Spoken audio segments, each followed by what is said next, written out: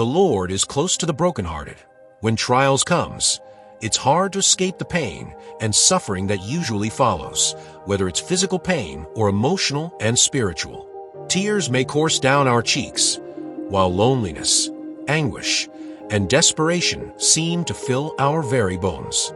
Yet the Bible promises us that even in our pain, the Lord is close to the brokenhearted and saves those who are crushed in spirit. Psalm 34 verse 18. How can we be sure of this? That the Lord is near when our hearts are shattered, seemingly beyond repair.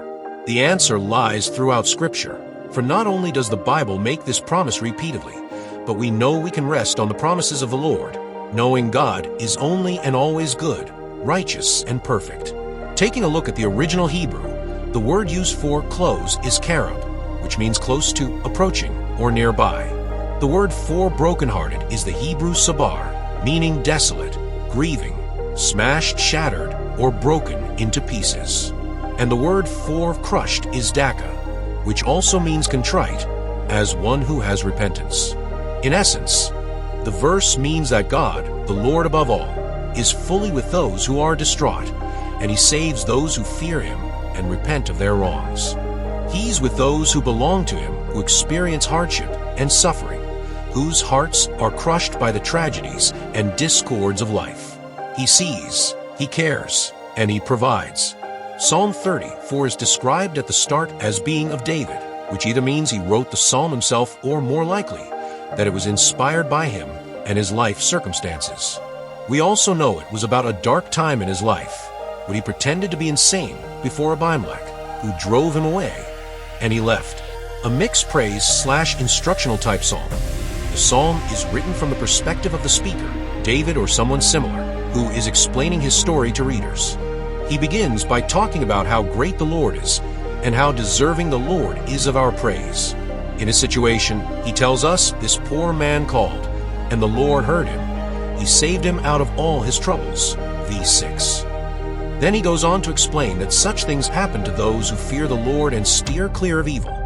For, he says, the eyes of the Lord are on the righteous, and His ears are attentive to their cry. V15. This ties in with verse 18.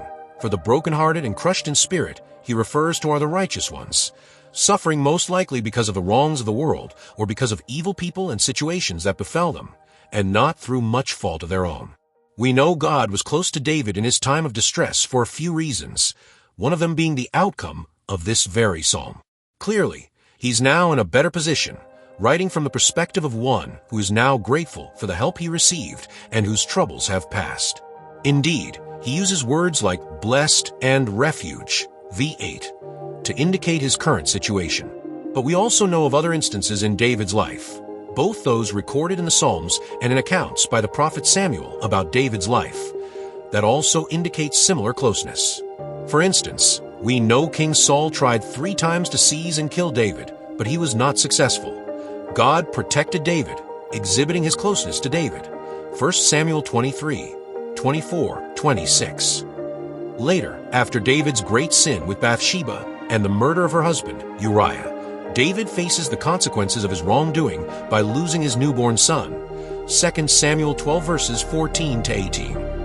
But God shows He is close by, soon blessing the repentant couple with another son, Solomon, who we know later went on to become a great king. Many other times throughout David's life we see this, such as when David's son Absalom leads a conspiracy against his father, but then is murdered by his cousin Joab, David's general, 1 Samuel 18. By protecting David and forgiving David, we see God's love for him. God is always there, watching, helping, rescuing. As Psalm 139 verse 7 reflects, "Where can I go from your spirit? Where can I flee from your presence?" The answer is nowhere, for God is always there, particularly for those who love and fear Him.